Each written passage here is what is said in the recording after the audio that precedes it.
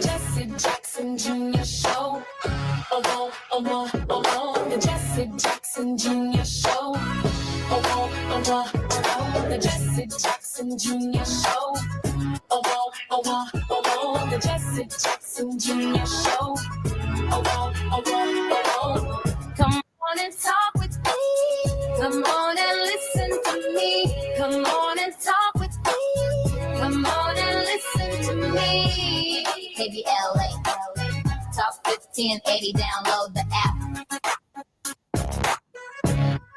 Jesse Jackson Jr. Welcome forward to the Jesse Jackson Jr. Show on KBLA Talk 1580. There is a lot going on in the news today.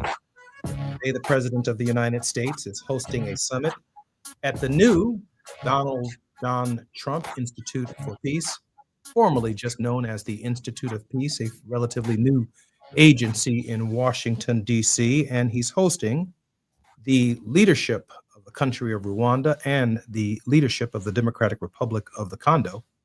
And, I find it kind of fascinating that for the first 4 years of his administration, he referred to African countries and African immigrants as having come from shithole countries.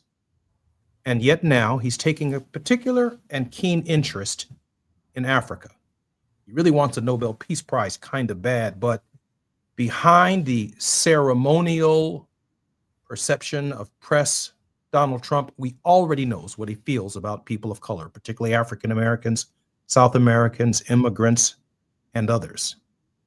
I listened very carefully to the press conference today, and often not highlighted when there is still a war taking place between the DRC and the Rwandans in various factions on the eastern part of the DRC, that there is no agreement on stopping the war. The agreement that Donald Trump is after is a critical minerals deal between the two countries. And he spoke, and the press release, and the press has reported, about American businesses that will be going to the Congo because there are critical minerals that they need to drive the American and the global economy, including cobalt and lithium and other things that make our cell phones and our computers work. He doesn't care 1 ounce about the people of the Congo or the Rwandans.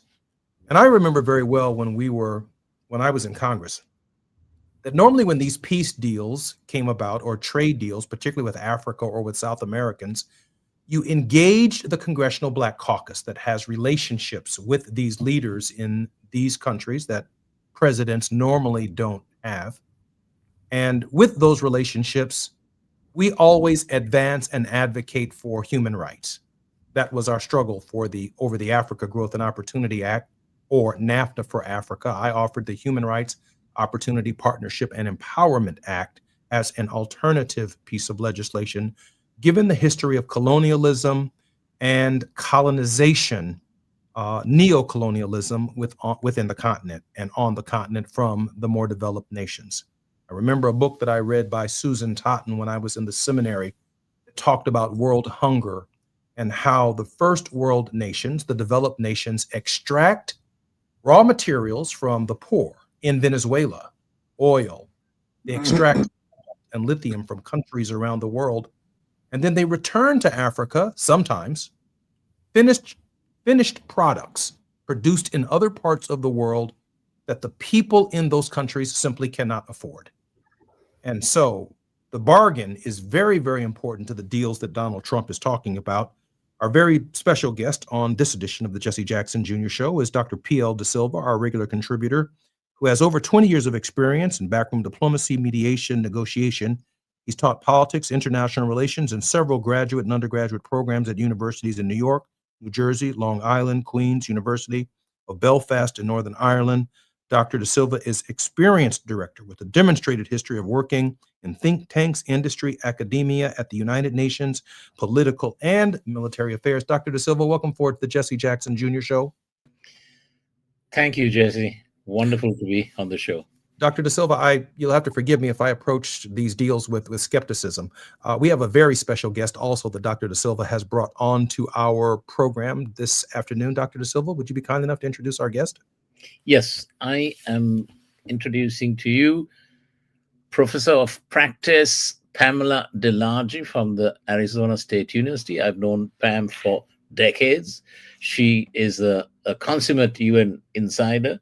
And after she retired from the UNFPA, the Population Fund, she took up this executive position at ASU. But before that, I'll give you a quick rundown of her bio. She's a specialist on global health. She's a professor of practice in global studies and senior advisor to the president and executive director of education for humanity at Arizona State University. It's an initiative to improve access to higher education for refugees, and that's what we'd like to talk about today, and displaced people globally and in the US. Previously, she worked with the UN Secretary General's special representative for migration, Sir Peter Sutherland, and before that, she headed UNFPA's humanitarian work for a decade and worked with global partners on women's health, HIV, adolescent health, and GBV, gender-based violence, in crisis situations, including in peacekeeping settings. And she was in the Sudan. She's a Horn of Africa expert. I need not say more. We have Pam DeLargy on our show, and it's wonderful. DeLargy, welcome to the show. Thank you for having me today. When we come forward, I'm Jesse Jackson Jr., listening to the Jesse Jackson Jr. Show. We're going to have a very interesting conversation today about development in the third world. We have a wonderful guest with Professor DeLargy and P.L. De Silva. More when we come forward on KBLA Talk 1580. While you're stuck in traffic, we can at least bring you up to speed on the news of the day. You're listening to Jesse Jackson Jr. only on KBLA Talk 1580.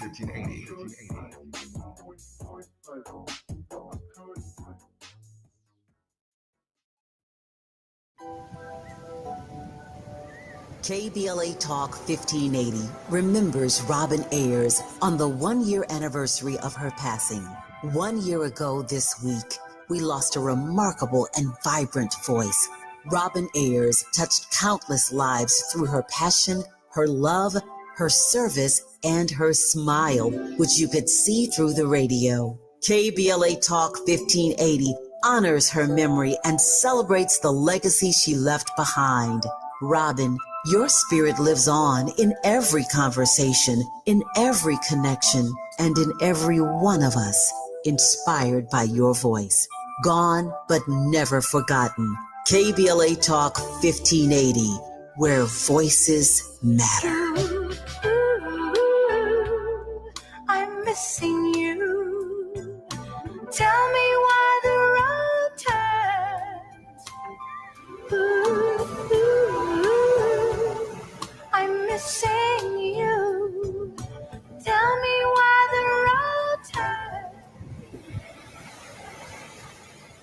If you've been diagnosed with moderate to severe plaque psoriasis, this is what it sounds like to be 1,000,000 miles away. Imagine being 1,000,000 miles away. Tremfya guselkumab, taken by injection, is a prescription medicine for adults with moderate to severe plaque psoriasis who may benefit from taking injections or pills or phototherapy. With Tremfya, clearer skin is possible. In clinical trials, at least 70% of patients saw at least 90% clearer skin at 16 weeks. Results may vary. Tremfya is also indicated for adults with active psoriatic arthritis. Serious allergic reactions and increased risk of infections and liver problems may occur. Before treatment, your doctor should check you for infections and tuberculosis. Tell your doctor if you have an infection, flu-like symptoms, or if you need a vaccine. Ask your doctor about Tremfya. Call 1-800-526-7736 or visit tremfya.com. With the new IHOP value menu, $6 is all it takes to go to your happy place, where stacks of pancakes with bacon and eggs are just $6 every day. French toast, sausage, and eggs are, you guessed it, $6. And fluffy omelets come with a side of pancakes and only cost $6. Go to your happy plates every day at IHOP. $7 in some locations. Available every day for a limited time at participating restaurants in the U.S. Hours may vary. No substitutions. Not valid with other discounts or promotions. Prices may vary. Oh, how's that flu, babe? Did you take DayQuil Intense Flu yet? Nah, I got this. Ugh, okay, I don't got this. You stay on the couch, and I'll grab the DayQuil. Undo your flu symptoms with DayQuil Intense Flu. DayQuil Intense Flu provides powerful relief of your flu symptoms. I'm ready for that to-do list. Wow, you do got this. DayQuil Intense Flu, the daytime coughing, aching, fever, under your flu medicine. Use as directed, keep out of reach of children. Now back to more of Jesse Jackson Jr. on KBLA Talk 1580. The Jesse Jackson Jr. Show. The Jesse Jackson Jr. Show. The Jesse Jackson Jr. Show. The Jesse Jackson Jr. Show. King Volley drops the beat. Jesse Jackson Jr. Welcome forward to the Jesse Jackson Jr. Show on KBLA Talk 1580. Our very special guests include our regular contributor, Dr. Michelle Da Silva, and a very special guest, Professor Pamela DeLargy. I think I'm going to direct the first question, if you don't mind, to Professor DeLargy, who I'm particularly impressed with her resume on, I believe, the subject matter.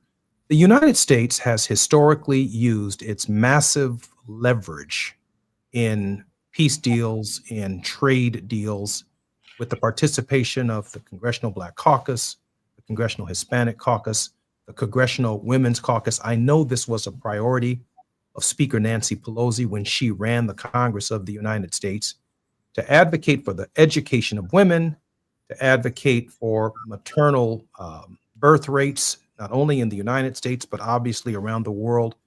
And these deals, this kind of Monty Hall economic policy of relating to the world, let's make a deal, isn't coming, at least from my perspective, with just 10 months into the Trump administration, with the kind of standards that the United States has historically used in these kinds of negotiations. Very interested, Professor DeLargy, in your insights on the consequences of the present form of diplomacy that I think is undermining participation and in the idea of creating a global citizenry? First of all, Jesse, I'm not even sure we can call this diplomacy. This is some kind of business deal making going on, because it's not following the tradition of U.S. diplomacy. It's not following any of the goals that the international community has set for peacekeeping or peace building. And it's not following the long-held values of the U.S. in intervening in this kind of peace mediation. It's quite odd. I was thinking this morning, as three presidents will be sitting there signing an agreement today, but the fighting is still going on in Eastern Congo. Women are still being raped. People are still being killed. Hospitals are still being attacked. It's a disastrous situation. I guess we can only pray that somehow the signing of this will improve things a little bit. But it doesn't. Let's see. The proof is in the pudding, as they say.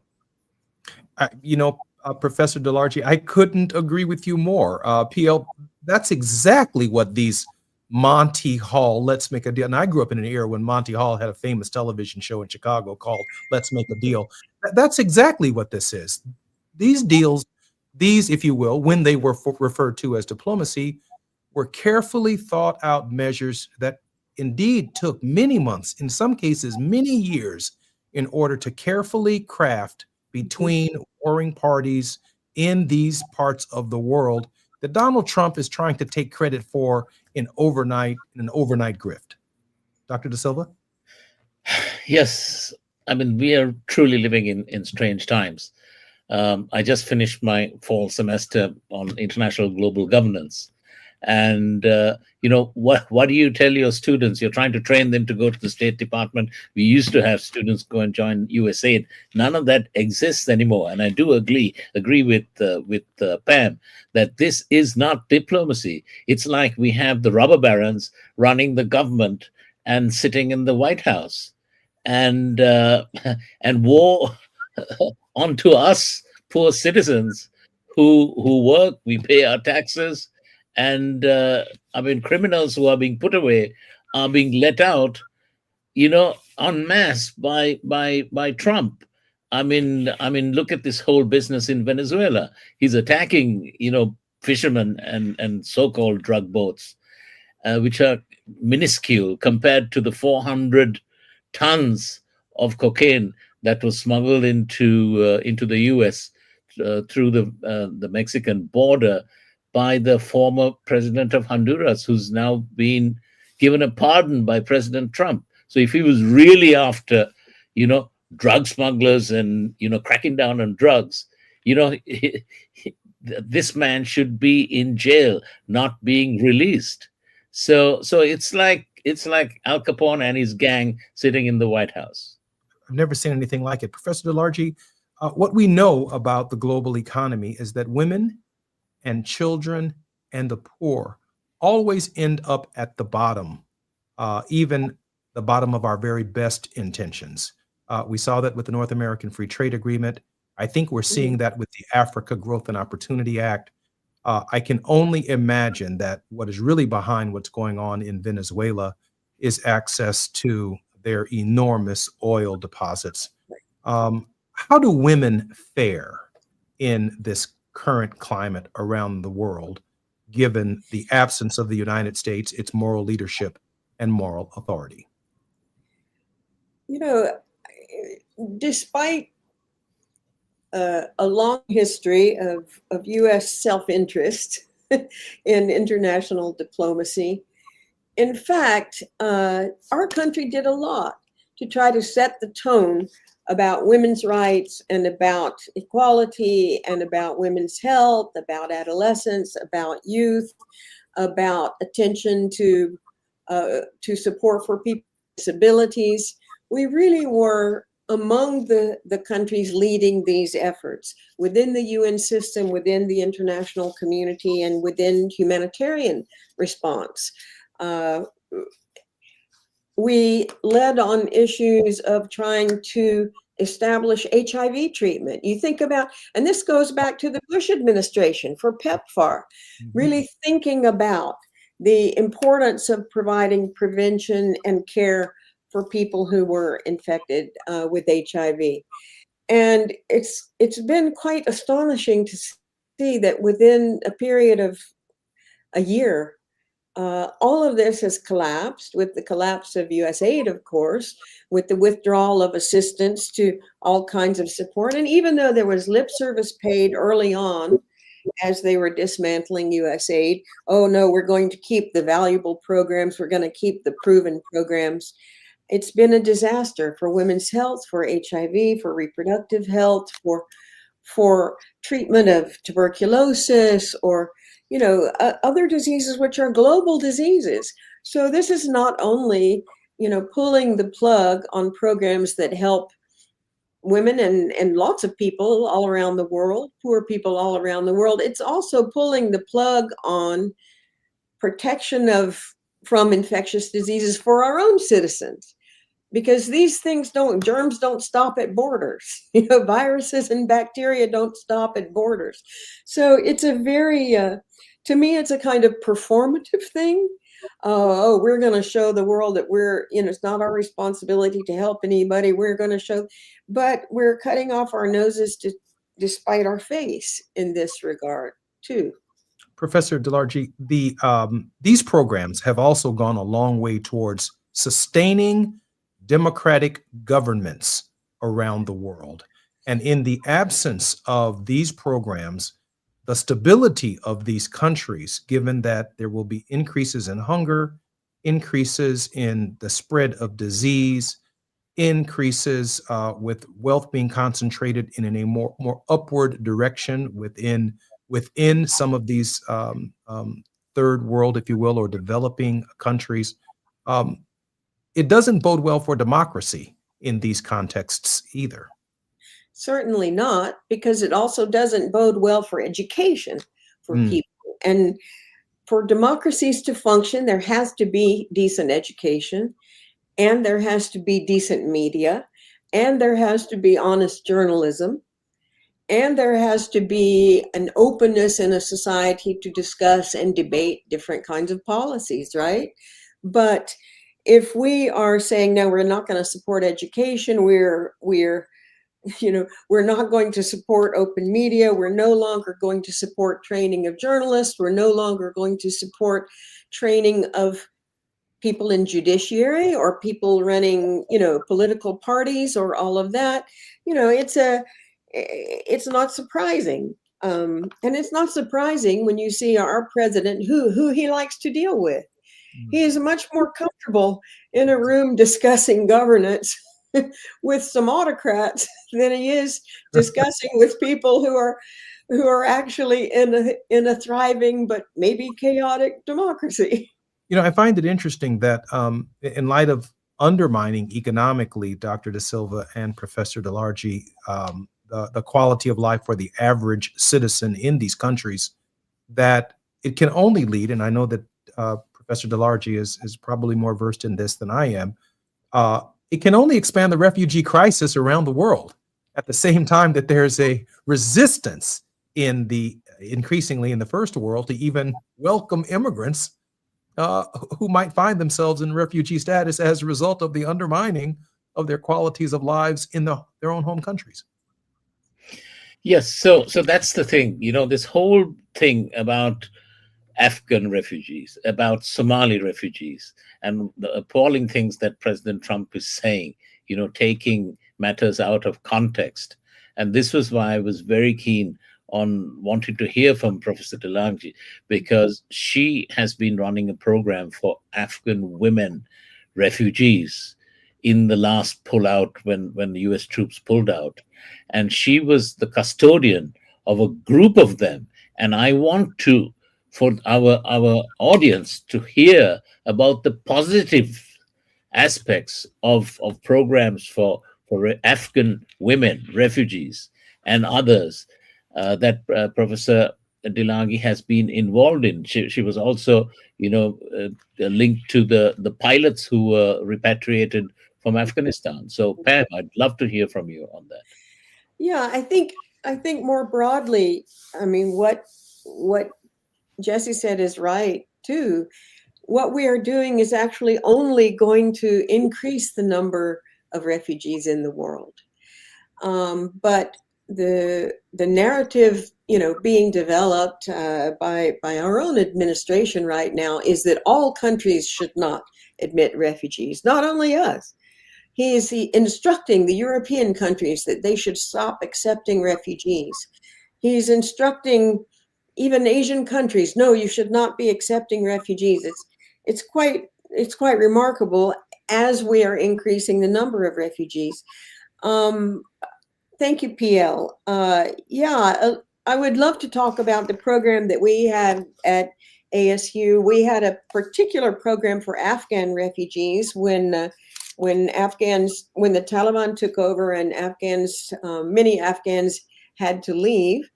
And I'm finding it interesting in the discussions these days after the shooting of the National Guard last week, which was such a terrible thing, that the whole of Afghan community is being blamed for the actions of one severely mentally ill person, evidently.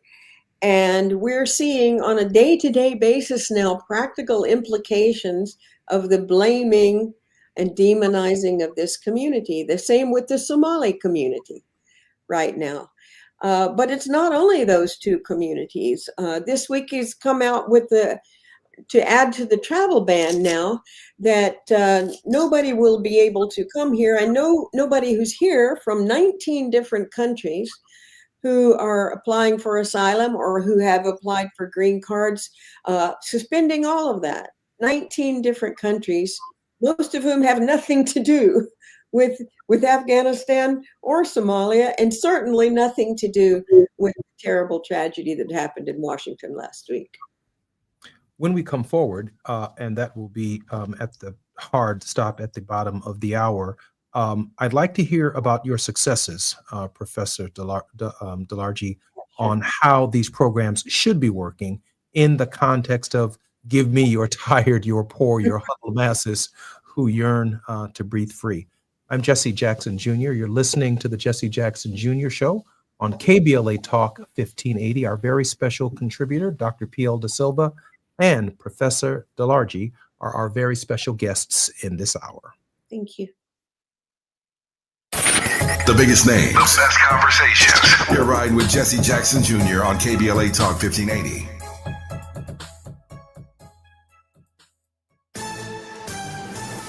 I'm Amber Payton with BIN News Now. With just weeks left in office, Black New York City Mayor Eric Adams signed an executive order banning city leaders from boycotting or divesting from Israel. You take investment out of Israel, you don't have the technologies that are going to help our grandmothers, our grandfathers, our children. Adams also ordered the New York Police Department to review protest rules near houses of worship after recent anti-Semitic chants outside a synagogue. The Justice Department is pursuing a second attempt to charge Black New York Attorney General Letitia James. James, a Trump critic, previously pleaded not guilty to bank fraud and lying on mortgage documents. And 32-year-old Black rapper and influencer Clinton Adams was arrested in Los Angeles for allegedly sexually assaulting two women at a vacant Pacific Palisades home he claimed was his. He remains jailed on $1.4 million bail. Get BIN News Now on demand 24/7 on the iHeartRadio app. Compassion sponsorship means food, healthcare, education, and most of all, being known, loved, and protected. There are thousands of kids waiting over a year. End their wait. Sponsor a child with compassion today. Text the word radio to 83393. This is the KBLA Sports Minute with Ray Richardson. Chargers quarterback Justin Herbert told reporters today he's planning to play in Monday night's home game against Philadelphia. Herbert has surgery Monday to repair a fractured bone in his left hand. The decision on playing Monday night might not be up to Herbert. Chargers coach Jim Harbaugh and the team's medical staff need to see if Herbert can handle snaps and if he's having any pain on Monday. This week's top four seeds in the college football playoffs: Ohio State, Tavis Smiley's Indiana Hoosiers, Georgia, and Texas Tech. Indiana and Ohio State meet up Saturday in Indianapolis for the Big Ten Conference Championship. The top four seeds will get a bye in the first round of the playoffs. The final 12-team bracket will be announced on Sunday. Lakers star Luka Doncic continues to lead the NBA in scoring. Luka is averaging 35.3 points per game. No debates, no speculation, just the info you need. That's your KBLA Sports Minute. I'm Ray Richardson. More news, opinions, and conversation when we come forward on KBLA Talk 1580. Break out the champagne. Everybody get a glass. Tavis Smiley is now ranked number 16 nationally and the highest rated talk show hosted by an African American on the 2025 Talkers Heavy 100 list of the most important talk radio hosts in the nation. Last year, Tavis ranked number 33 and the year before, number 45. The Tavis Smiley Show has rapidly expanded its national syndication to now include nearly 50 radio stations across the country and counting. Congratulations, Tavis. Yeah.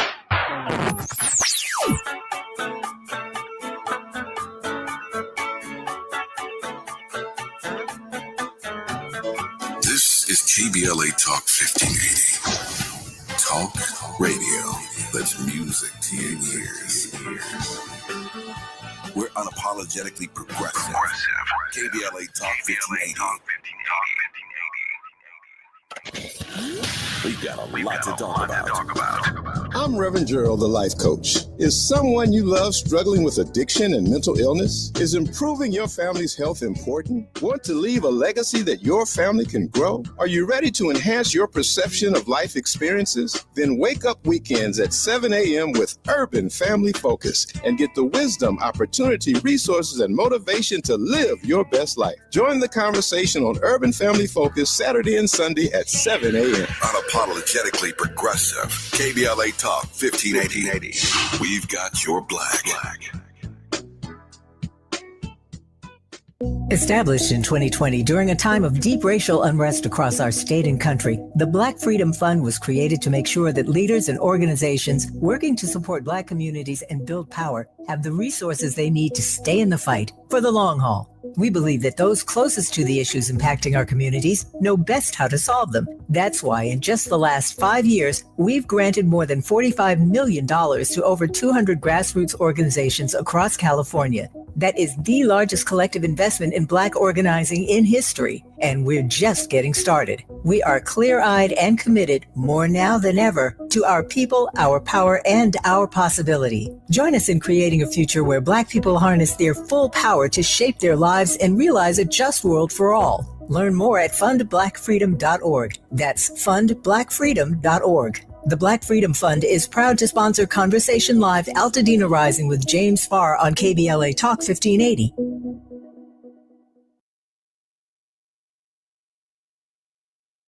Yeah, y'all, come on. Come on. At KBLA Talk 1580, we fight the power every day. Yeah, gotta give us what we want. Gotta give us what we need. Hey. I listen to KBLA and I love the commercials. I know what the commercials mean. I also, if I'm looking and trying to figure something out, I need something to talk to me that might hit me. And it happens on TV because, you know, every time they show a sporting event, they got the pharmaceutical companies back to back telling people how to fix the sickness on the same stuff that they sell them. So we get it. Yep, we get it too, Chuck B. And that's why at KBLA Talk 1580, we don't black down. Drop it! Our freedom of speech is freedom of death. We got to fight the powers that be. Fight the power! Fight the power!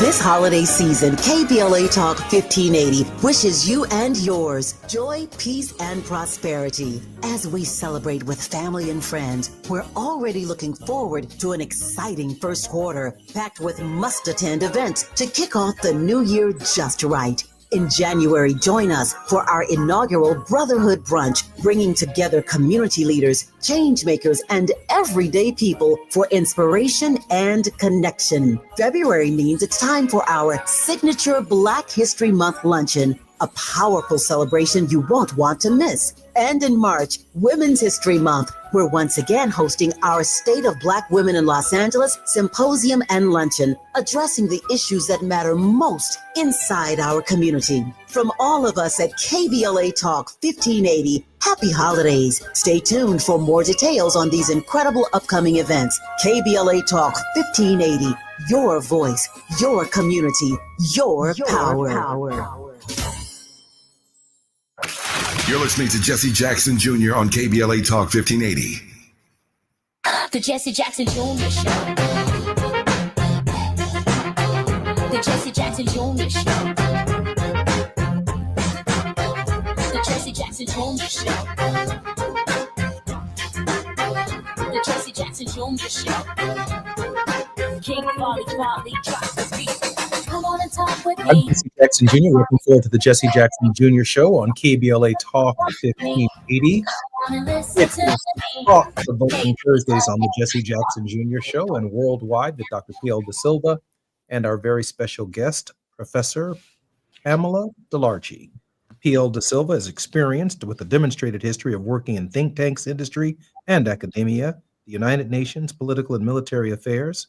He has also done some extraordinary research, political risk analysis, geostrategy, cultural diplomacy, humanitarian action, and global affairs involving war-affected, deeply divided societies, along with our very special guest, Professor, if you will, Professor Pamela DeLargy, Professor of Practice and Global Studies, a Senior Advisor to the President and Executive Director of Education for Humanity at Arizona State University, the initiative to improve access to higher education for refugees, displaced people globally and in the United States. Professor DeLargy, welcome forward to the Jesse Jackson Jr. Show, and PL, welcome back to the show. Thank you. Thank you. Professor DeLargy, how should the United States and the developed world approach refugee crises under normal circumstances? And by normal, I mean without the leadership that we are presently experiencing here in the United States. You know, it would be a great world if we didn't have any refugees anywhere. Amen. If there were no natural disasters, if there were no armed conflicts that are displacing people right and left. So the first thing to do is try to prevent those displacements. And that is to solve these long-running battles and conflicts throughout the world, Africa, Asia, Latin America, all over the place, that are causing these displacements. It seems like we're not doing a very good job at that, though. So, you know, the international community developed a program over the past, 80 years or so to try to provide protection for people who are displaced. And say, maybe I'm in Congo and I'm affected by the fighting there right now, and I cross the border and I go to Tanzania. Traditionally, government of Tanzania maybe has set up a camp there, takes care of people. The international humanitarian community provides the support for food, for shelter, for schools, etc., for Congolese refugees in Tanzania. The U.S. used to be the largest donor to the UN High Commission for Refugees. That's not happening anymore, and lots of other countries are cutting back their funding too.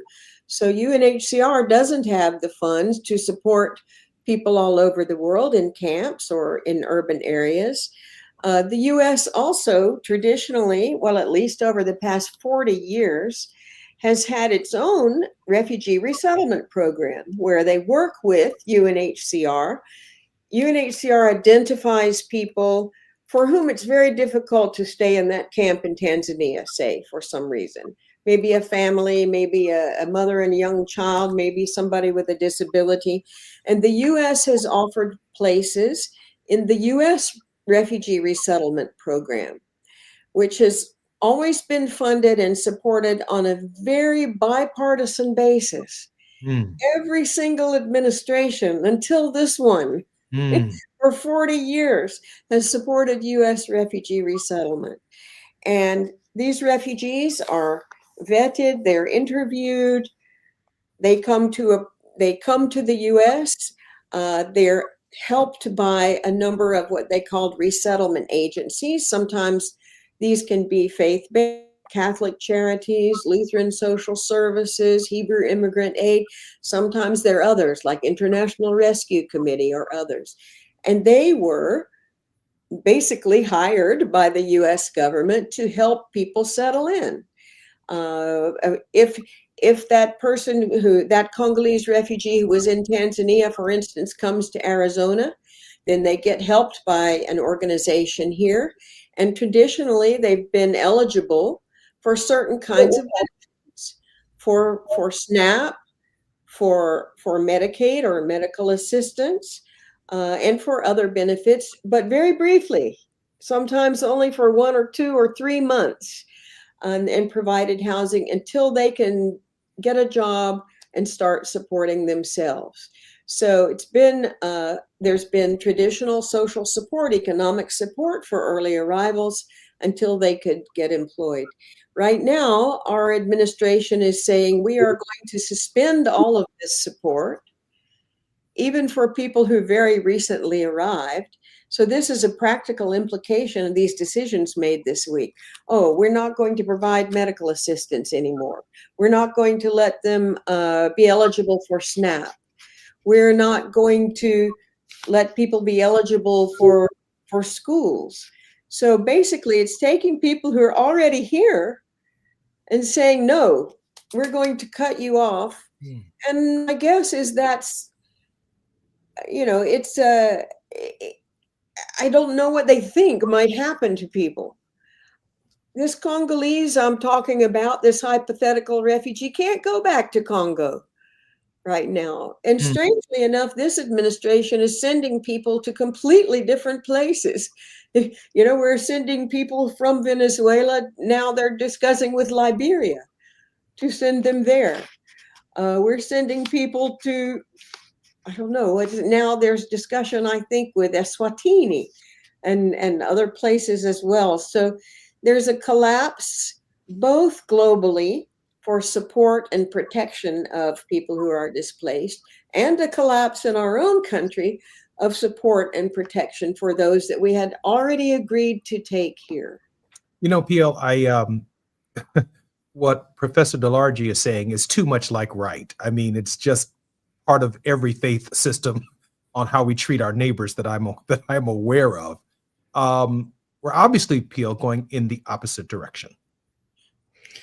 Yes. So all these people, we have to beware of people who say, "Oh, we are good Christians.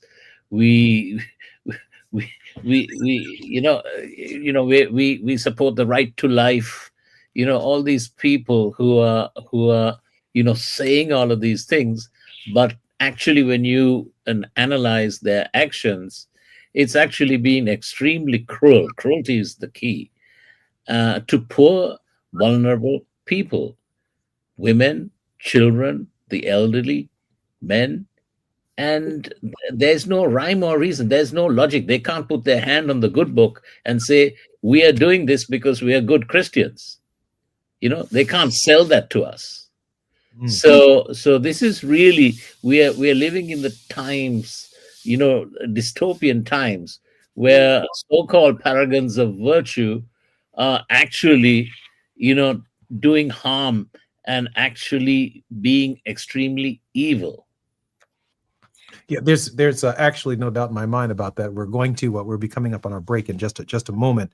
In the next and final segment of the show, I'm going to come back with a question for Dr. De Silva and one for Professor DeLargy. But Professor DeLargy, I should prepare you. The final 3 minutes, we always ask our very special guest to leave us with a word of hope.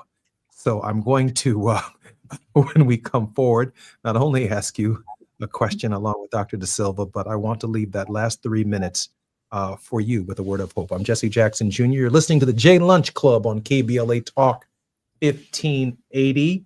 Our very special guest, Professor Pamela DeLargy and PL De Silva. More when we come forward on KBLA Talk 1580. While you're stuck in traffic, we can at least bring you up to speed on the news of the day. You're listening to Jesse Jackson Jr. only on KBLA Talk 1580.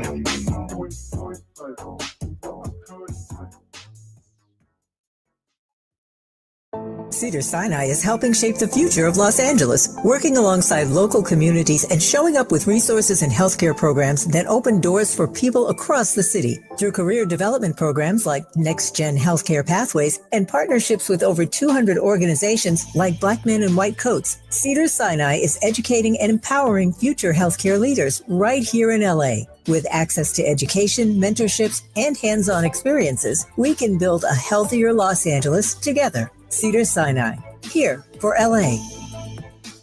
Unwrap LA this winter with Metro. Whether you're heading to a family gathering or last-minute shopping, Metro's got you. Enjoy free rides across Metro on Christmas Eve and New Year's Eve. Move with joy. Move with community this holiday season. Go Metro. The holidays mean more travel, more shopping, more time online, and more personal info in more places that could expose you more to identity theft. But LifeLock monitors millions of data points per second. If your identity is stolen, our US-based restoration specialists will fix it, guaranteed, or your money back. Don't face drained accounts, fraudulent loans, or financial losses alone. Get more holiday fun and less holiday worry with LifeLock. Save up to 40% your first year with promo code NEWS. Visit lifelock.com. Terms apply. If a Lenovo computer for your business is on your holiday list, don't shop around. Just go directly to the source, Lenovo.com. It's your last chance to get exclusive deals on the PCs you want for your business, like the ThinkPad X9 14 Aura Edition and Yoga 7i 2-in-1. So avoid all that shopping chaos and price comparing, and just go directly to the source, Lenovo.com, where PCs are up to 35% off. That's Lenovo.com. Lenovo. KBLA Talk 1580. We've got a lot to talk about. KBLA Talk 1580, connecting you with services and solutions. LA County's new Justice Care and Opportunities Department, or JCOD, is here to support justice-involved individuals and their families. The JCOD Support Center is now taking calls at 1-833-LACJCOD. That's 1-833-522-5263. Available 7 days a week from 6 a.m. to 11 p.m., the Support Center is your one-stop shop for re-entry issues and court support. They offer court reminders, connections to local services, transportation assistance for housing, court appearances, and childcare. The JCOD hotline provides personalized help to connect you with services that you need. And don't forget to check out justiceconnect.org for more information. Remember, it's free and available every day at 1-833-522-5263. This is a community call to action from KBLA Talk 1580. Lena Bloom for the Bail Project.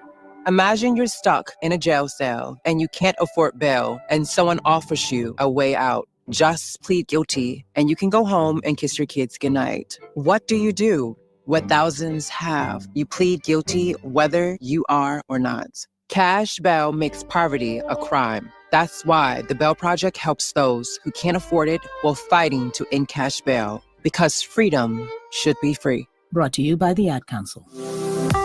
It's never too early to start talking about money in realistic ways with your kids. JP Morgan Chase navigates how to educate your kids now about creating long-lasting, healthy money habits. Whether your kids are in elementary school, high school, or college, now is a great time to start a conversation about ways to create healthy money habits as they grow, ultimately benefiting their financial future. Talking about money in a realistic way to support your kids' lifestyle and dreams, your first banking account geared towards high school or college. It's never too early. Explaining the basics, what you earn and what you spend, building financial confidence starts with getting organized. Learning and practicing vital money skills now will stay with them for life. Tools they will have to stay on top of their finances and achieve their goals. This segment is sponsored by JP Morgan Chase.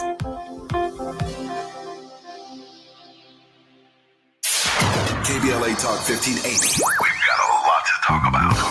KBLA Talk 1580 is committed to self-care and community well-being. Walk Good LA was formed in June 2020, inspired by the Black Lives Matter movement and the beginning stages of the COVID-19 pandemic. What began as a few minutes of breath work and yoga meditation before protests against police brutality turned into a safe space for the community to heal in hard times. The immensely positive response from the community transformed the momentum into a movement. Today, Walk Good LA is a Black and Brown-led community wellness organization based in Los Angeles. They provide spaces for healing through community yoga classes, guided meditations, hikes, run clubs, and other activations throughout Los Angeles that attract hundreds of members weekly. With the help of Propel and Michael B. Jordan, they now have a yoga and wellness studio in Los Angeles called the Walk Good Yard. To join their mailing list and connect with healing spaces, please visit walkgoodla.org. That's walkgoodla.org.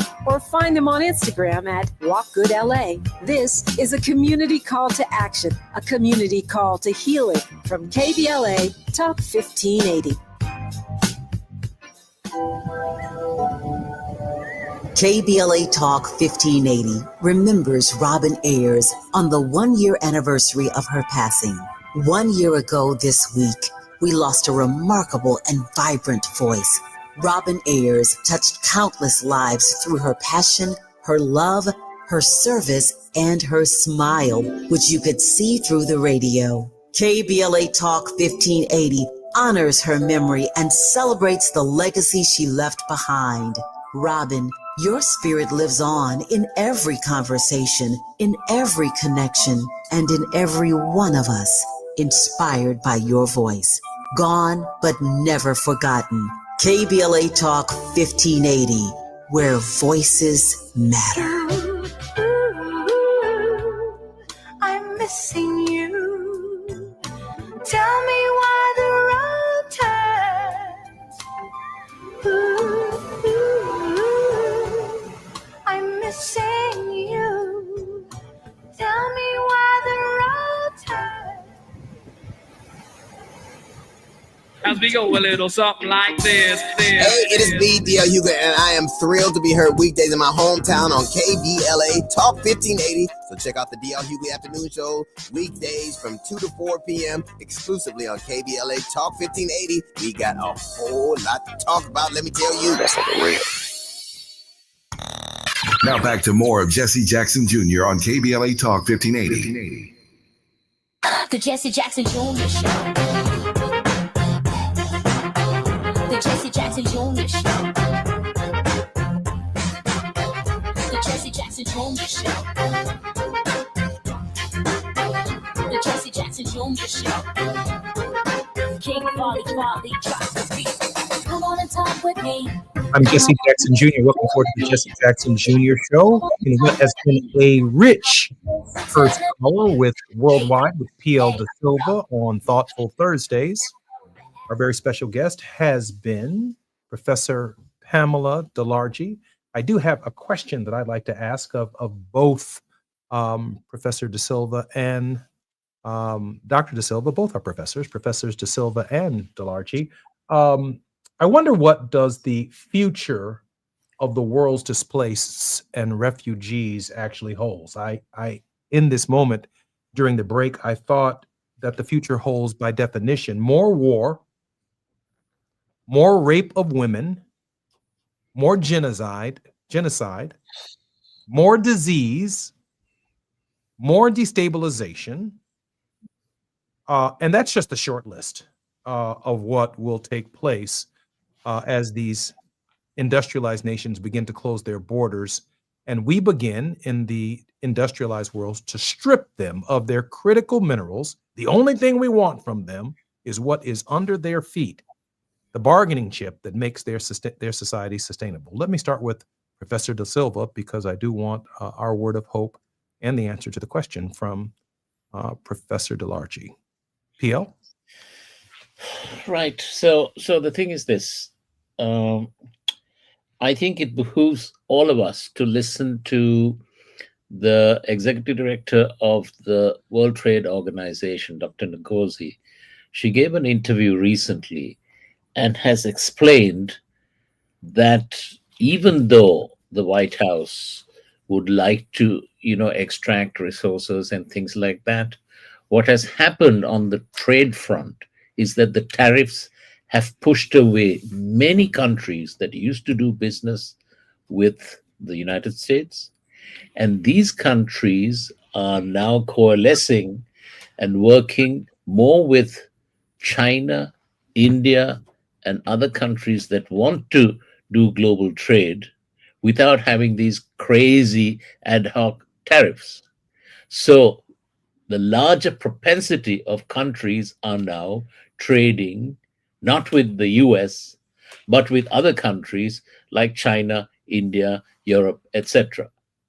And that is a sea change. And though, you if they think that, that these critical minerals are going to save the US auto industry, they're wrong. The people who are making these decisions in DC are wrong, because it takes years for you to get the supply chain and to get it up to speed. And in the meantime, China has 70-80% of all critical minerals are controlled by China.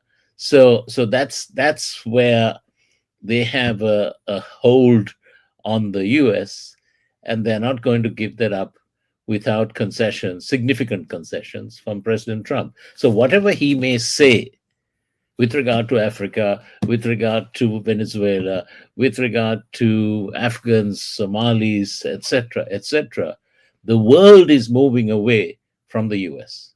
Professor DeLarchi, your word of hope. I think that I still have faith that most people in this world are good people.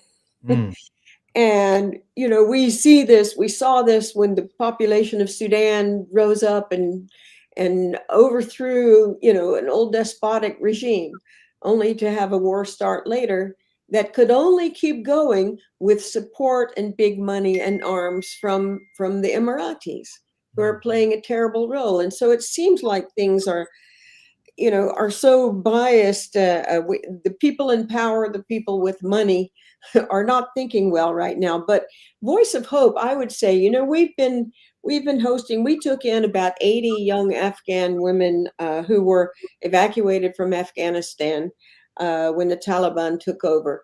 And I have to tell you, having them on campus has also reaffirmed my belief in human nature too. These young people, they have taught all the other students around our campus about so many things, about resilience, about strength, about how to cope when separated from family, about how to study hard. And I have to close with saying our community was amazing too.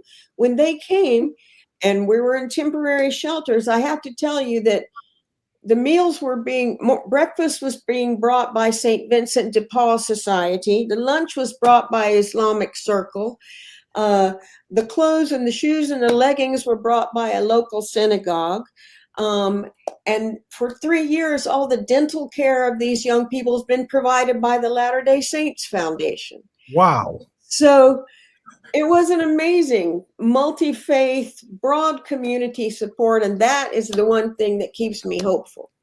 I'm so grateful to P.L. De Silva and to Professor DeLarchi for your contribution to the Jesse Jackson Jr. Show. That was a word of hope. Look forward to having you both on our show in the not too distant future. I'm Jesse Jackson Jr. You're listening to the Jesse Jackson Jr. Show on KBLA Talk 1580. Thank you. Thank you. KBLA 1580 Santa Monica. I'm Amber Payton with BIN News Now. With just weeks left in office, Black New York City Mayor Eric Adams signed an executive order banning city leaders from boycotting or divesting from Israel. You take investment out of Israel, you don't have the technologies that are going to help our grandmothers, our grandfathers, our children. Adams also ordered the New York Police Department to review protest rules near houses of worship after recent anti-Semitic chants outside a synagogue. The Justice Department is pursuing a second attempt to charge Black New York Attorney General Letitia James. James, a Trump critic, previously pleaded not guilty to bank fraud and lying on mortgage documents. And 32-year-old Black rapper and influencer Clinton Adams was arrested in Los Angeles for allegedly sexually assaulting 2 women at a vacant Pacific Palisades home he claimed was his. He remains jailed on $1.4 million bail. Get BIN News now on demand 24/7 on the iHeartRadio app. Compassion sponsorship means food, healthcare, education, and most of all, being known, loved, and protected. There are thousands of kids waiting over a year. End their wait. Sponsor a child with compassion today. Text the word radio to 83393.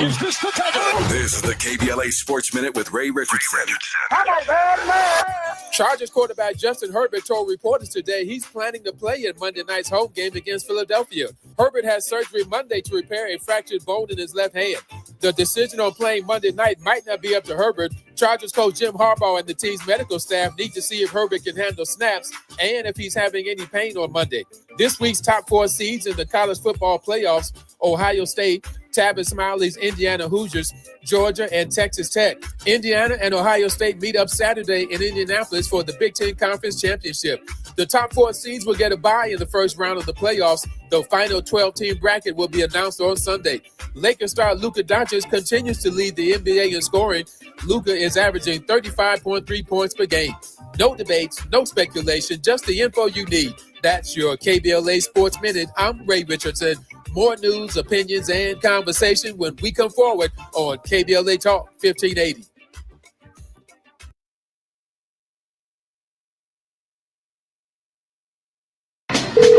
At the tone, please record your message.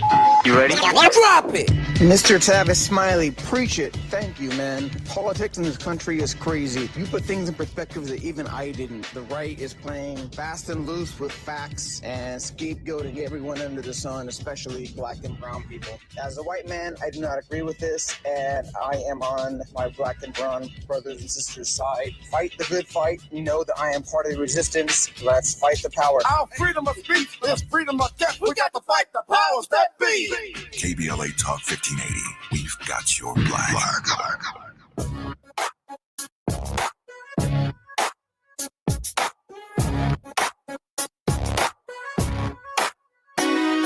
The Jesse Jackson Jr. Show. The Jesse Jackson Jr. Show. The Jesse Jackson Jr. Show. The Jesse Jackson Jr. Show. I'm Jesse Jackson Jr. Welcome to the Jesse Jackson Jr. Show on KBLA Talk 1580. This is Thought Provoking Thursdays. And in this hour, we have Dr. Johnny Mack and the World House. And I'm particularly excited about the word of hope that I heard just moments ago from Professor DeLargy. Were you all paying attention to that? She said that, and I'm not going to get this in the correct order. I'll have to play it back later for myself. She said that for the 80 or so refugees that she brought to campus and that their organization brought to campus, I believe Afghan refugees, breakfast is provided or was provided by the Christians, and then the temple or the synagogue, I gather, and I'm not going to get this in complete order. I'm aging a little bit over here. Was responsible for, I assume, shoes, stockings, and clothing. And then the Muslims were responsible for lunch. And the Church of Latter-day Saints was responsible for dental. Now, if that isn't a word of hope, I don't know what is. Because faith, I read somewhere, without works is dead, but also that faith is actually in movement. It is in responding to the precepts of neighbor and people in need. And that's what I heard in that moment. And that really has to be our response, I think, on a number of issues. What can we do when people lose their SNAP benefits? Who's going to take care of breakfast in the morning? Who's going to provide children with their lunch baskets and their little brown bags and their apple for school? Who's going to take on the lunch program when the big ugly bill becomes the law? Who's going to be responsible for dental? I had a really good friend of mine who ran for public office, a member of my fraternity, many weeks ago, many years ago, actually. And he happened to be a dentist. And I asked the question, he was looking for a message to run for office.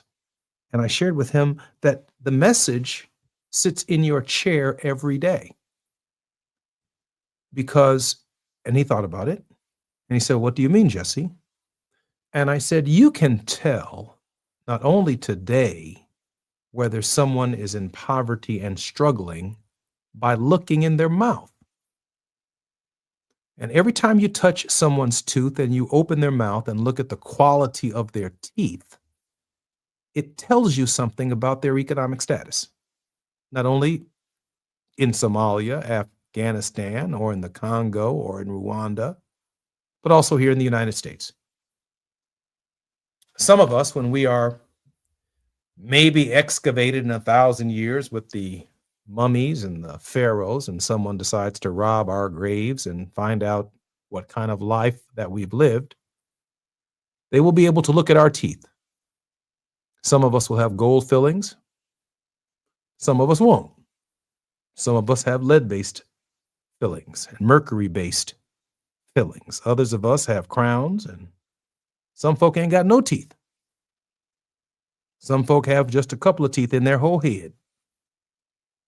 And so much will be determined by the future simply by analyzing the quality of our bones. And when that particular dentist began to think about it, he then began to accept that he not only had a degree in dentistry, but that his dentistry as a profession was a ministry of care. That there are other questions you have to ask your patient other than, does your tooth hurt? Do they have dental insurance? What kind of food are they eating? Do they have a job? All of those things show up in the bone, and that's all teeth are, ultimately is a bone. And that's true from people all around the world. We can look at them very, very carefully and pay attention with intention here in the United States, because the United States still enjoys, according to the late Michael Harrington, author of The Other America, the best dressed poverty on earth. When we take some of our clothes and give them to Goodwill during the Christmas season, clothing that you can't wear on somebody else looks like a brand new suit. You will not know that the person is homeless, in poverty, working 2 or 3 jobs when they put your clothes on, because their pride just looks good that day, because they're the best dressed poor people in the world, right here in the United States. And so when I heard Professor DeLargy talk about the equivalent of our SNAP program here in the United States, which is the equivalent of the USAID program, less than 1% of the federal budget to feed people. When she talked about Medicaid and Medicare, well, we call that PEPFAR, among other programs that we fund throughout the world using the resources and the infrastructure of the United Nations and our own infrastructure in countries around the world. For that matter, our lack of support for the United Nations, which has gone back now a number of administrations, both Democratic and Republican, our support for global peace initiatives to strengthen democracy in the world has been waning as a nation. And the catastrophe that will be the result will be something that will get on a plane like a disease, like an Ebola, that could make it to the United States because we didn't do right by poor people in other parts of the world. Well, we'll continue our conversation about the World House when we come forward on KBLA Talk 1580. You're listening to the J Club, Jesse Jackson Jr. show on KBLA Talk 1580. More when we come forward with Johnny Mac.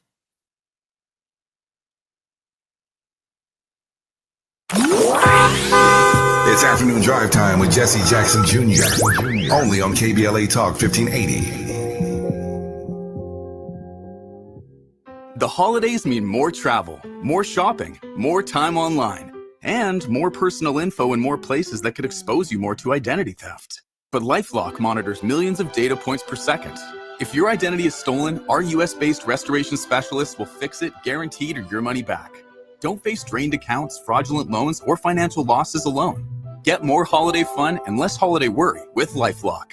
Save up to 40% your first year with promo code NEWS. Visit lifelock.com. Terms apply. If a Lenovo computer for your business is on your holiday list, don't shop around. Just go directly to the source, Lenovo.com. It's your last chance to get exclusive deals on the PCs you want for your business, like the ThinkPad X9 14 Aura Edition and Yoga 7i 2-in-1. So avoid all that shopping chaos and price comparing, and just go directly to the source, Lenovo.com, where PCs are up to 35% off. That's Lenovo.com. Lenovo. KBLA Talk 1580 remembers Robin Ayers on the 1-year anniversary of her passing. 1 year ago this week, we lost a remarkable and vibrant voice. Robin Ayers touched countless lives through her passion, her love, her service, and her smile, which you could see through the radio. KBLA Talk 1580 honors her memory and celebrates the legacy she left behind. Robin, your spirit lives on in every conversation, in every connection, and in every one of us, inspired by your voice.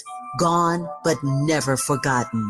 KBLA Talk 1580, where voices matter.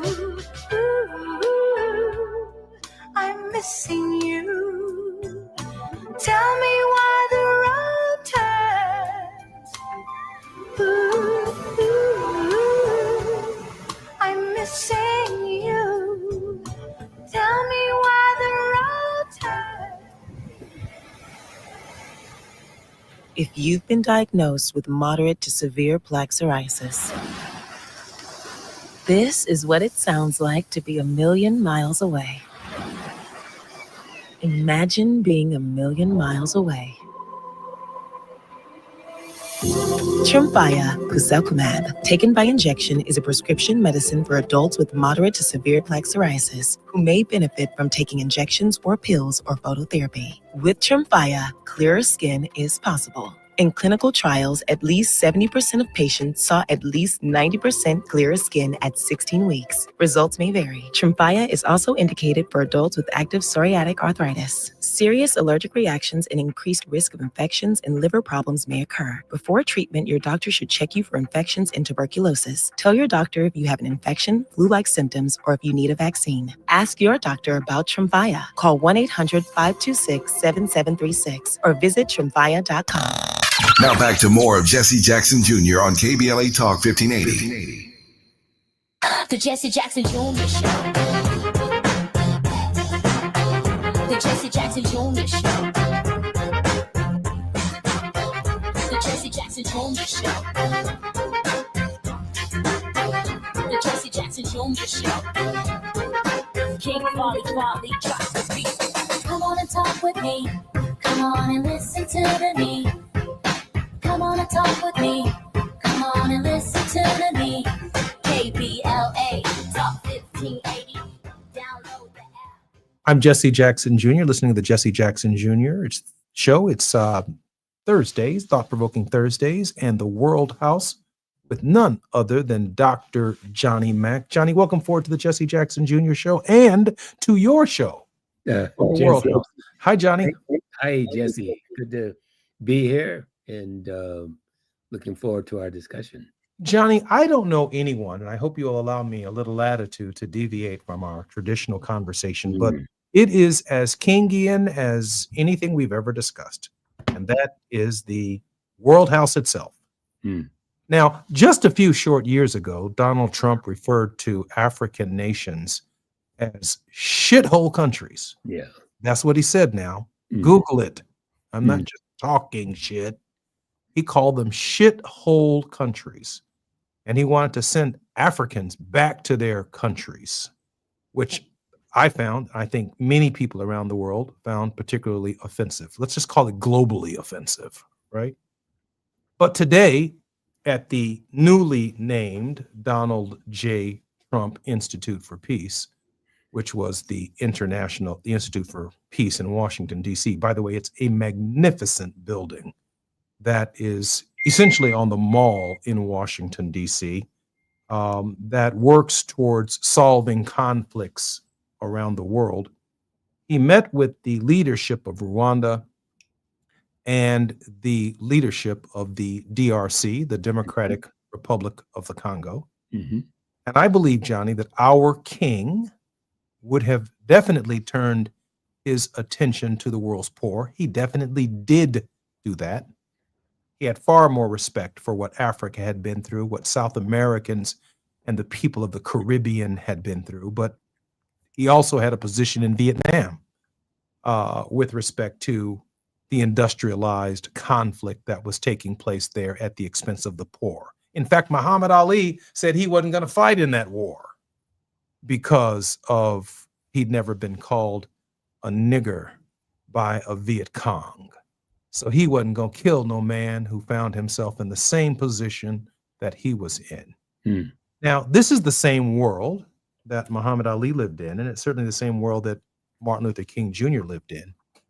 But when I see Donald Trump hosting two African leaders at the so-called Institute of Peace, while the war continues to rage between the DRC and the Congo, between the DRC and the Rwandans, no peace initiative on the ground, but somewhere in the document that they signed, once again, is nothing short of a rape of Africa. Critical minerals. He talked about business deals.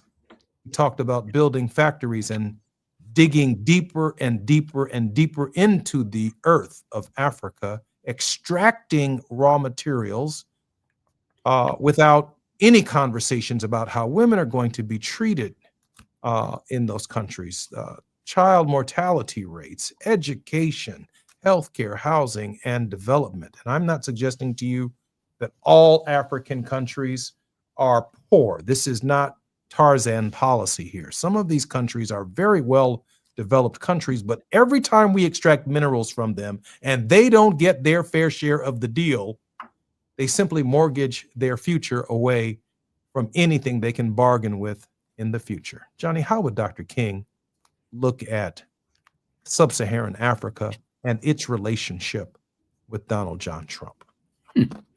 Well, of course, King's whole basis and premise for a new world order and the World House is a place where all humanity realizes their full potential. That is, that we create a social order that recognizes the dignity and worth of every human being and their freedom and liberty to exercise that dignity and worth and live in a community that fosters those values. Now, the question then becomes what values applied in striking the deal between Rwanda and the DRC. Of course, those familiar with the conflict understand the tragedy, particularly in the DRC, of the conflict over those minerals. And much of the DRC's problems center around it being arguably the most resource-rich in minerals country on the African continent, rivaling arguably any in the world. 85-90% of all the minerals needed in today's economy are found in the DRC. And so the deal that was struck, I followed it a bit. I was in the DRC just last month or 6 weeks ago, maybe. The deal that was struck, as you mentioned, Jesse, I hope I'm not running out of time here. This is a really important question. No, you're in great integrity to the bottom of the hour. Take your time, Johnny. That DRC deal And it really is more about the DRC than it is about Rwanda. The DRC, I don't know how much larger, but it is significantly larger in population and geographic area than Rwanda, though Rwanda arguably is a much more developed country. But that deal is all about, as you mentioned, the resources in the DRC, and they are huge. It's a bit disappointing. But as you also mentioned, Jesse, the deals that are struck on the African continent too often, most often, don't benefit the general populace of those countries, but benefits a very small segment of that population, and very often only its leadership. I don't make any accusations regarding this current deal with Tshisekedi, the president of the DRC, or Kagame, the president of Rwanda. I'll let time be the judge of what their interests were. But King, to answer your question again more directly, would evaluate this deal based upon the values that inform and instructed the deal that was struck. It's hard to imagine that the women and children of particularly Eastern Congo, which is where the conflict is principally, will be benefited by this deal. And so only time will tell, and we'll have to look closer at it. And that we must do. We must do what King is not now here to do. We must examine closely this deal, and not only this deal, but all the deals that are taking place. And they are many, Jesse, you probably know. Many deals taking place on the African continent, and not only there, but throughout the globe, that are personally benefiting those making those deals. And how do we respond to them? It's shameful, Johnny. And I want to help our community here understand the point that you made a little bit earlier, and that if there ever was a mythical Wakanda, home of the Black Panther, that little piece of the continent that had the little shield over it that locked the outside world because it had everything, the Democratic Republic of the Congo is that place. They are the most mineral rich and diverse mineral rich nation on earth. And if the Congo had reached the kind of development that the first world enjoys, that is the developed world, the Congo itself could feed the entire continent. If it were as developed as the United States or any other European nation. But instead of being able to achieve that development, from the inception of the idea of, I believe it was the Belgium that they ran out of there, right, Johnny? That's correct. That's correct. King Leopold. Yeah, when they ran King Leopold out there, and our African leader who was prime minister for about a week. Yes. Lumumba. Patrice Lumumba. Patrice Lumumba. Yes. And Patrice Lumumba, when I guess the king came to the Congo to relinquish the land of the Congo to the Congolese, Patrice Lumumba basically said so. He basically gave a speech with his suit on, his glasses that, by the way, Malcolm X was so impressed with Patrice Lumumba. Right. His glasses that he wore were the same frame as Patrice Lumumba's. That's right. That's how impressed he was with Patrice Lumumba. Mm-hmm. Patrice Lumumba gave a speech in front of the king as they transferred the land. And even though he had been prime minister, literally the person who was receiving the government from the Belgium, they made a decision the day he gave that speech that they were going to arrest him, lock him up. They killed him. They dismembered him. They put his human remains in acid. And the only thing that was left was a filling from his tooth. That's right. And then a Belgian soldier took the filling back to Belgium. Google it.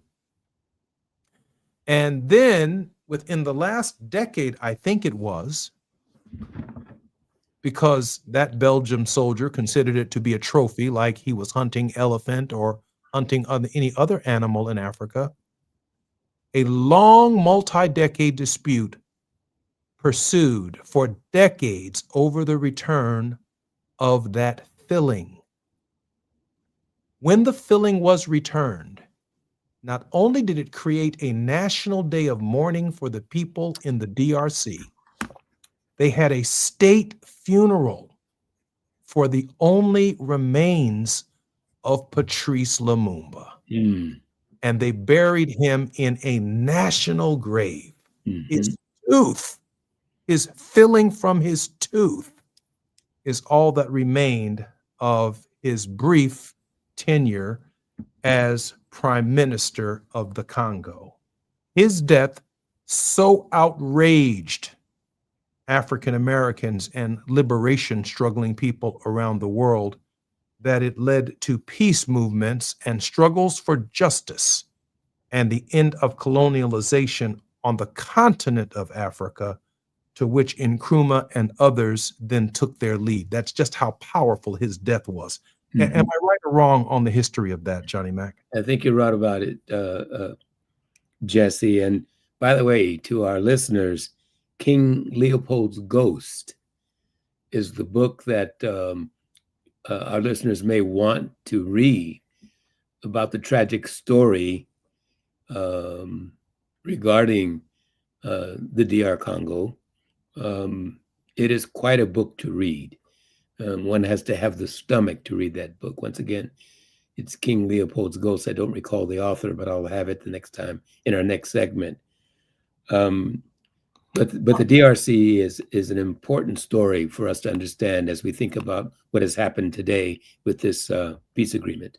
Johnny, the revolutionaries in Africa, from Nkrumah to Lumumba to Mandela to Samora Machel and the others, Oliver Tambo, and the men and women who fought for African freedom, they greatly influenced our king. Indeed, they did.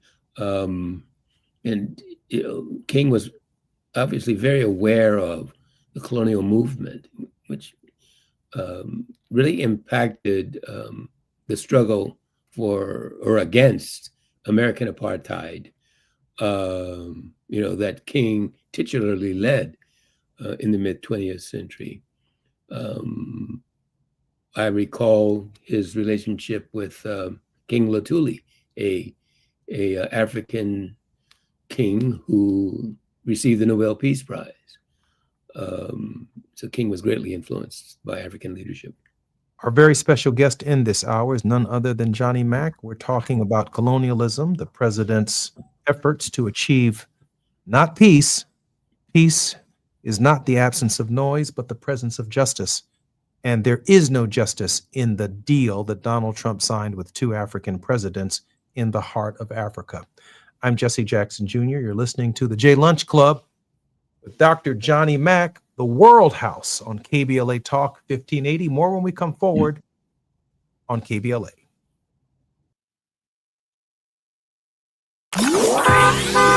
It's afternoon drive time with Jesse Jackson Jr. Only on KBLA Talk 1580.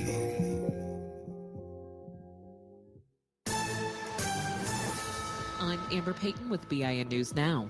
President Trump oversaw a U.S. brokered peace deal Thursday between the Democratic Republic of Congo and Rwanda, ending what he called a decades-long war. Millions and millions of people have been tragically killed. Went on forever. Both leaders joined him in Washington, D.C., where Congo is also expected to sign a minerals and infrastructure deal. Two black men, Robert Primus and Alvin Brown, say their firings by President Trump from federal transportation boards were discriminatory. They were the only black members on their respective boards and have filed lawsuits. And a new report on 2024 hate crimes in Los Angeles is set to be released Thursday. Last year's data showed a 45% increase. The LA County Human Relations Commission tracks incidents by race, religion, gender, and more, with ongoing spikes in hate crimes against Black residents, Jews, Muslims, Hispanics, LGBTQ people, and women. Get BIN News Now on demand 24/7 on the iHeartRadio app. Compassion sponsorship means food, healthcare, education, and most of all, being known, loved, and protected. There are thousands of kids waiting over a year. End their wait. Sponsor a child with compassion today. Text the word radio to 83393. This is the KBLA Sports Minute with Ray Richardson. Chargers quarterback Justin Herbert told reporters today he's planning to play in Monday night's home game against Philadelphia. Herbert has surgery Monday to repair a fractured bone in his left hand. The decision on playing Monday night might not be up to Herbert. Chargers coach Jim Harbaugh and the team's medical staff need to see if Herbert can handle snaps and if he's having any pain on Monday. This week's top 4 seeds in the college football playoffs: Ohio State, Tabitha Smiley's Indiana Hoosiers, Georgia, and Texas Tech. Indiana and Ohio State meet up Saturday in Indianapolis for the Big Ten Conference Championship. The top 4 seeds will get a bye in the first round of the playoffs. The final 12-team bracket will be announced on Sunday.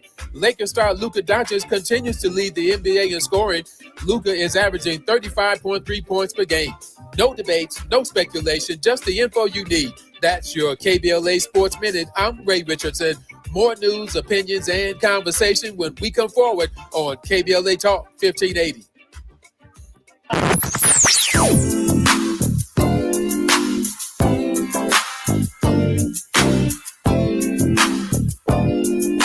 This is KBLA Talk 1580. Talk radio. That's music to your ears. We're unapologetically progressive. KBLA Talk 1580.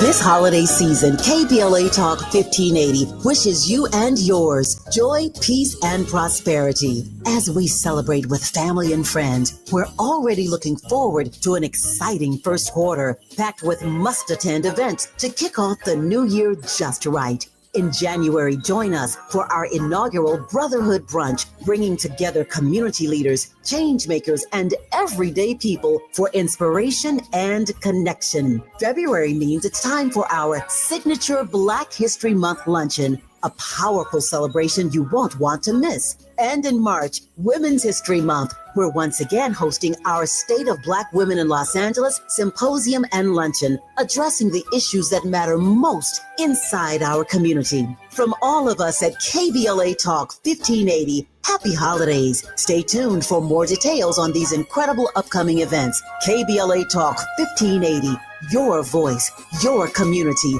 your power. We've got a lot to talk about. Hi, I'm Zoe Williams, aka the Voice of Reason, encouraging you to join me weekdays from 7 to 9 p.m. for the world's most intriguing relationship radio roundtable. Every night, I facilitate and encourage our loyal listeners to participate in the most engaging relationship discussions you'll hear anywhere. So make it a point to rendezvous with me, Zoe Williams, the Voice of Reason, Monday through Friday, 7 to 9 p.m. Pacific Standard Time. Trust me, your relationships will never be the same. The VOR is on fire tonight. Unapologetically progressive. KBLA Talk 1580. We've got your black. September is World Alzheimer's Month, a time to shine a light on a public health crisis that deeply impacts Black families. 1 in 5 Black adults ages 70 and older is living with Alzheimer's disease, or AD, and the risk is twice as high compared to white adults. But AD isn't just forgetting a name or losing track of time. Signs of early AD could be repeating questions, missing appointments, or struggling with bills and daily tasks. These things aren't a normal part of aging. Here's the good news. Treatments are available that may help if AD is diagnosed early. If you notice changes in memory or daily routines, whether in yourself or a loved one, don't wait. Early diagnosis and intervention are key to managing AD effectively. To learn more about AD and a potential treatment option, visit treatallsearly.com. That's treatalzearly.com to learn more about the signs and symptoms and a potential treatment option. This message is brought to you by AZI. KBLA Talk 1580. We've got a lot to talk about. KBLA Talk 1580, connecting you with services and solutions. If you need help getting your resume in order, finding job training, or landing a job, we've got 3 great options for you. First, the City of Los Angeles has WorkSource centers across the area offering free job support. The California Workforce Development Board can help you with everything from GED prep to vocational training at no cost to you. On the federal level, the Department of Labor's American Job Centers offer a full range of services for job seekers and businesses alike. Visit careeronestop.org, or for more info, just call California's Help Center or visit cwdb.ca.gov or call 916-657-1440. For the City of Los Angeles programs, go to ewdd.lacity.gov or call 213-744-7300. All these services are free to help you get your next job. This is a community call to action from KBLA Talk 1580. You're listening to Jesse Jackson Jr. on KBLA Talk 1580. The Jesse Jackson Jr. Show. The Jesse Jackson Jr. Show. The Jesse Jackson Jr. Show. The Jesse Jackson Jr. Show. King Volley drops the beat. Come on and talk with me. Come on and listen to Jesse me. Jackson Jr. Welcome to the Jesse Jackson Jr. KBLA Talk 1580. You're listening to the J Lunch Club on KBLA Talk 1580. Our very special guest every Thursday, the World House with Johnny Mack. I don't know anyone who's traveled to more countries in Africa who has promulgated and advanced the World House thinking of Martin Luther King Jr. more than Johnny Mack. Johnny is an advisor to Reverend Al Sharpton. He is certainly a mentor to me and someone I am particularly proud is a regular contributor on the Jesse Jackson Jr. Show. Johnny, welcome forward to the show. Well, thank you, Jesse, for welcoming me and for your kind words. Hey, Johnny, let me share with you this. You know what? They're playing word games with us here. They ran a few months ago the president of Ukraine out of the White House. 1, because he didn't want to sign a critical minerals deal. Number 2, because he wasn't wearing a suit. Kind of showed up in his Castro version of what it means to be a president, to stay in your military garb, given that your country is at war. Then he came back, had a little suit on this time, I guess properly dressed several months later, and signed a critical minerals deal, which Donald Trump keeps calling a peace plan, but they're still at war. Now, he calls the plan that he signed today with the DRC and the Rwandans a peace plan, but they're still at war. I mean, he for him, a business deal is a peace deal. Dr. King, I can only imagine Johnny would be particularly offended by this use of marketing, by this use of the English language, and the immoral use of really, I'm going to say it again, probably get myself, man, they are raping these poor countries in these negotiations of their futures. There is no Rwandans coming to the United States to dig deep within our soil looking for critical minerals, and we do have them here. No one from the DRC is coming here digging deep into our soil to get more minerals, or that's not what we ever trade off as Americans. But in their countries, we want their natural resources. Yeah, you know, Jesse, it's so tragic how we narrate these stories about ourselves and about other peoples. And just think about this, Jesse. The conflict, as I'll call it, between the Belgians and people of the Congo was about a 13-year event. It was indeed what one might call the Congolese Holocaust. No different from, well, certainly different in process from the Jewish Holocaust of approximately the same period of time, 12, 13 years. The Jewish Holocaust was 1933, I guess, to 1945. The Belgian Holocaust, 1885 to somewhere around 1908. About the same length of time. Interesting period of time. The Jewish Holocaust, 6 million Jews. The Congolese Holocaust, somewhere between 10 and 15 million African Congolese suffered from the Holocaust perpetrated upon those people by the Belgians. We also talked about Patrice Lumumba at the end of that Holocaust, if we can call it the end, and the fate that he realized in his death. And who is implicated in that? You mentioned the Belgian, but it's not just the Belgian.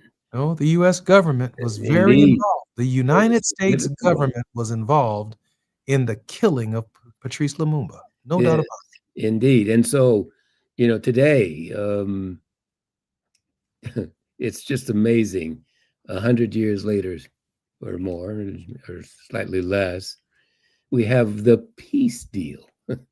And that peace deal, what does it bring? Well, trading for minerals and infrastructure, the Belgians get what? What will that infrastructure look like?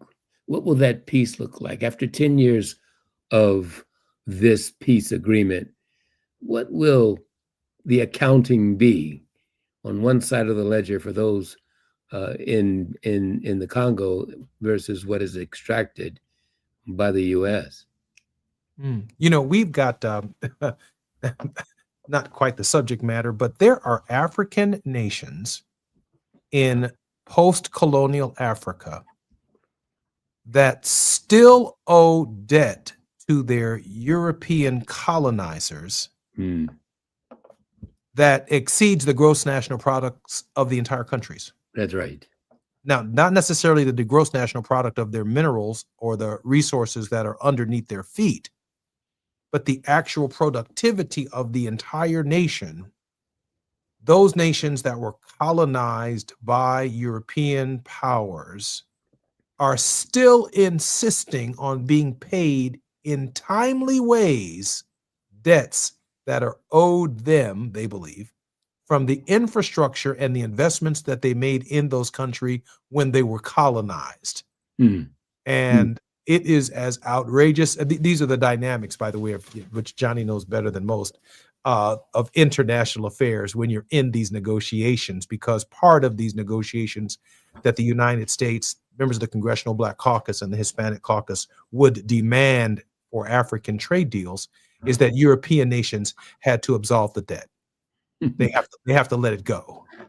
There's great conflict between the French right now and a number of Western African countries who are post-revolutionary free countries, increasingly democratic, but they are being strangled to death by France. And they expect timely payments from the French, from these African nations for debts owed. Slavery by another means, no doubt in my mind. Johnny, I know that we're going to be coming forward in just a moment. And when we come forward, I want to ask Johnny once again, how is it that we can support his ongoing work? Of course, he'll have his word of hope and any other thoughts that Johnny might have in the next 9-minute segment. I'm Jesse Jackson Jr. You're listening to the Jesse Jackson Jr. Show. This is the J Lunch Club. This is the start of season 2 of the Jesse Jackson Jr. Show, and I'm particularly grateful that our regular contributor, Johnny Mack, the World House. I don't know anyone who is espousing the ideas and the vision of Martin Luther King Jr. in the present discourse that exists in our nation and in our world greater than Johnny Mack. More when we come forward with Dr. Mack when we come forward on KBLA Talk 1580.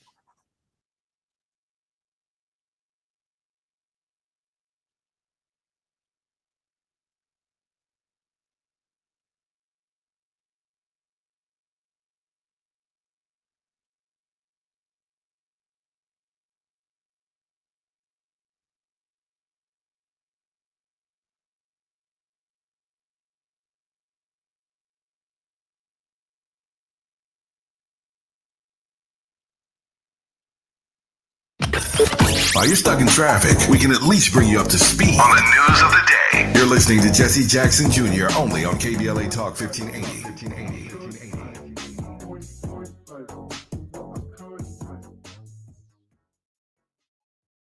If you're an adult in need of accredited high school diploma, the Los Angeles Public Library can help. You can earn one for free in as few as 5 months online with 24/7 access. You also get a personal academic coach plus special training focused on 9 in-demand industries, as well as a resume and cover letter to advance your career. Visit the website at lapl.org/diploma. That's lapl.org/diploma. An official message from Medicare. Couple more minutes and we'll start this month's book club. You know, I usually love a plot twist, but this year, I'm comparing my options during Medicare open enrollment. You can't assume your current health or drug plan is the best one for you. And you got to make sure your drugs are covered. That's important. So is saving money. Review all your options at Medicare.gov. Open enrollment ends December 7th. Paid for by the U.S. Department of Health and Human Services. JP Morgan Chase offers tips for the local business owners in 2025. Small business landscape is ever changing, and the Los Angeles market is no exception. A startup or legacy business, revisiting your mission statement and recalibrating offerings can renew opportunities for growth and innovations. Programs like Chase for Business Coaching for Impact gives entrepreneurs access to expert guidance, helping you streamline operations, strategize your growth, and navigate complex challenges. Businesses with a clear sense of purpose can navigate any challenge effectively, but also build stronger customer loyalty. Visit chase.com/coaching for impact for more information. This segment is sponsored by JP Morgan Chase.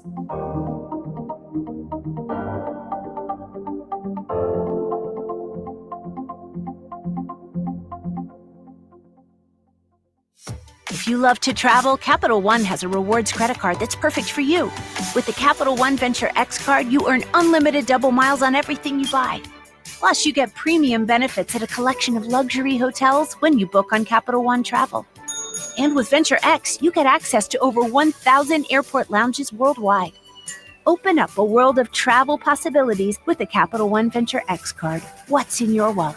Terms apply. Lounge access is subject to change. See CapitalOne.com for details. Tired of hearing scary radio ads about the IRS? Tax Relief Advocates is different. TRA is here to tell you that if you owe money to the IRS, whether it's $5,000 or $500,000, we have a solution. TRA can eliminate or reduce what you owe to the IRS with zero risk to you. If we can't reduce your tax debt, then you pay nothing. We have over 1,000 5-star reviews on Google and an A+ with a BBB. End your tax nightmare today by visiting TRA.com or call 800-575-2071. That's 800-575-2071.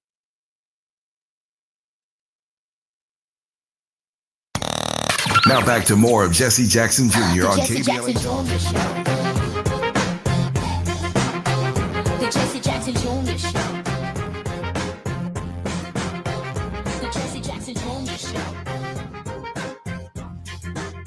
The Jesse Jackson Jr. Show. King Volley drops the beat. Come on and talk with me. Come on and listen to me. Come on and talk with me. I'm Jesse Jackson Jr. Welcome forward to the Jesse Jackson Jr. Show, and this our final segment.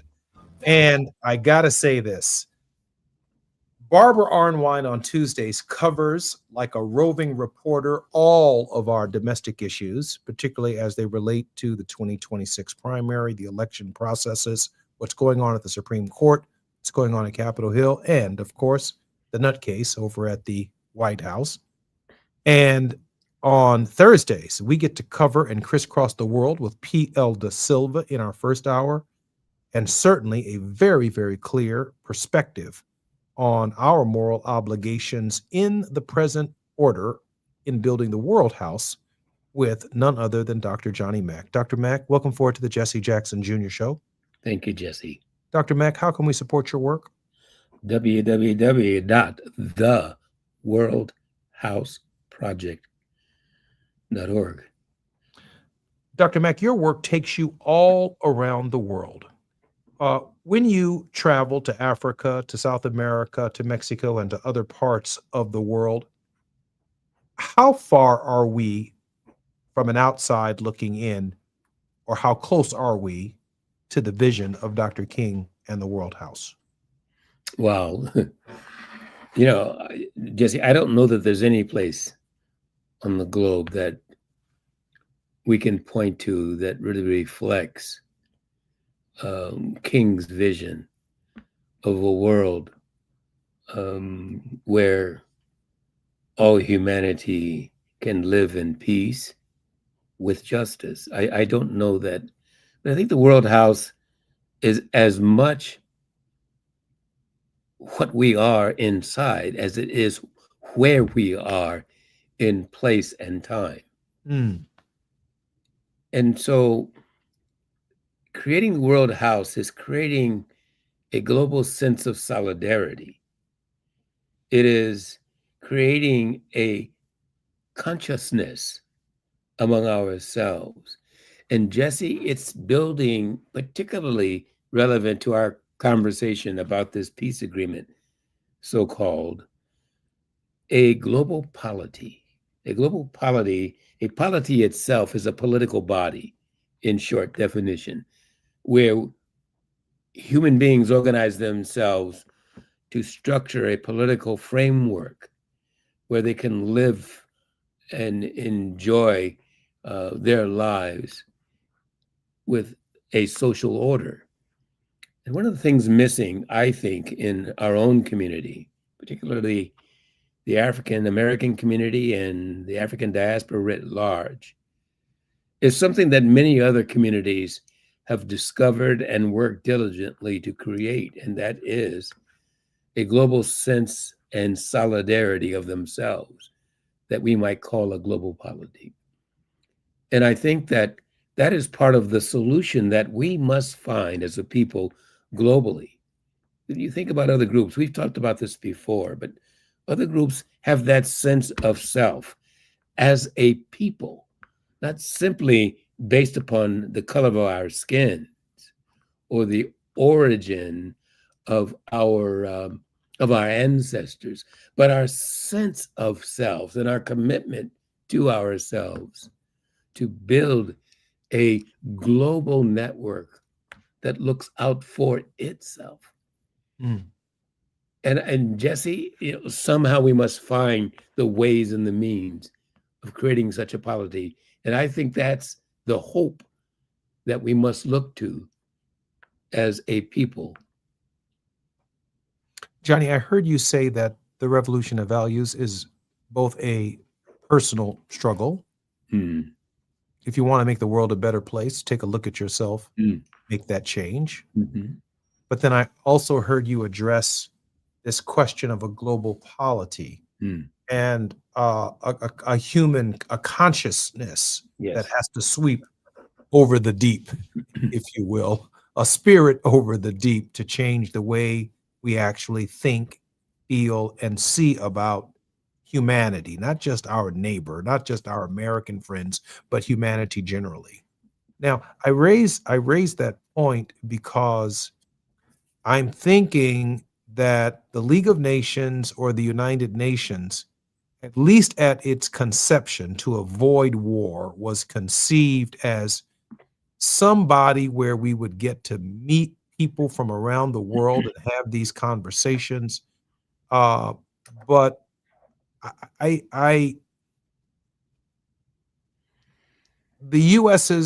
the Security Council and the US's lack of support and their sense of isolationism and their military bully pulpit, from my perspective, all stand in the way of a respect for international law, which I think has to be the foundation of some kind of world house and community. The trade in and of itself won't structure itself unless we recognize the disparities. Mm-hmm. Yeah. Now, just you began that idea by talking about how we think and feel about ourselves in building a solidarity and a self-consciousness. Thinking and feeling are important indeed, but along with thinking and feeling, we have to act, right? We have to do something. We have to be something for ourselves and for those who come behind us. And so, what are we acting upon? What are we building? And how do we build the necessary institutions and structures that that sustain us and facilitate our acting? And these are really important questions that I hope, Jesse, we can spend more time on in our future discussions. I look forward to that. Johnny, we have about 3 minutes for your word of hope. Well, the hope is that we will come together. One of the things we're doing at the World House is organizing a global forum, Jesse. You asked earlier how others might help. We've organized a series of conferences around the globe. The first one in Merida, Mexico, this coming February. We'll hold one in Johannesburg, South Africa, one in Delhi, India, one in Kampala, Uganda, etc. Those conferences will convene in 2027 in a global forum that will bring together people of like mind and consciousness to really work out these strategies and the modalities that are going to be necessary to create a more just and peaceful world for ourselves. And I hope we can talk about that as well. Oh, we're definitely going to do that. But now that you mentioned just how global we are going to be, can you share with us again, Johnny, how we can support your work? I want people to understand that organizing these global conferences are not cheap. I have asked you all to support this work in the past.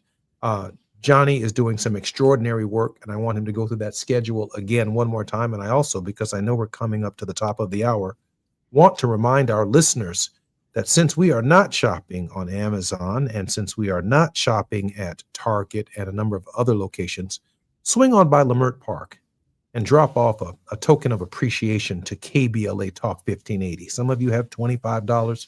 Some of you have $50. Some of you have $100. Some of you have $1,000. You're getting rich programming from Dominique DePrima, rich programming from Tavis Smiley. We'd like to think our programming is rich, and Brother D.L. Hughley as well as Zoe are providing amazing content on this show. We need your support for Christmas as well. Johnny, tell me about those conferences. We got a little less than a minute. One more time. Again, in Merida, Mexico, February 4 through 6 will be the first of a series of conferences. We'll follow the Merida conference with one in Delhi, one in Johannesburg, South Africa, one in Kampala, Uganda. There'll be one here in the United States. We'll talk more about those dates in our coming sessions, Jesse. And then in 2027 will be the World House Forum. We look forward to our listeners participating then. And one last shot at how we can support you very quickly. The worldhouseproject.org. Again, the URL is theworldhouseproject.org. You've been listening to the Jesse Jackson Jr. Show and the World House with Dr. Johnny Mack. Johnny, thank you for being with us. Thank you, Jesse. Can't wait to see you until next week. I'm Jesse Jackson Jr. More on KBLA Talk 1580 when we come forward. KBLA 1580 Santa Monica. I'm Amber Payton with BIN News Now. President Trump oversaw a U.S. brokered peace deal Thursday between the Democratic Republic of Congo and Rwanda, ending what he called a decades-long war. Millions and millions of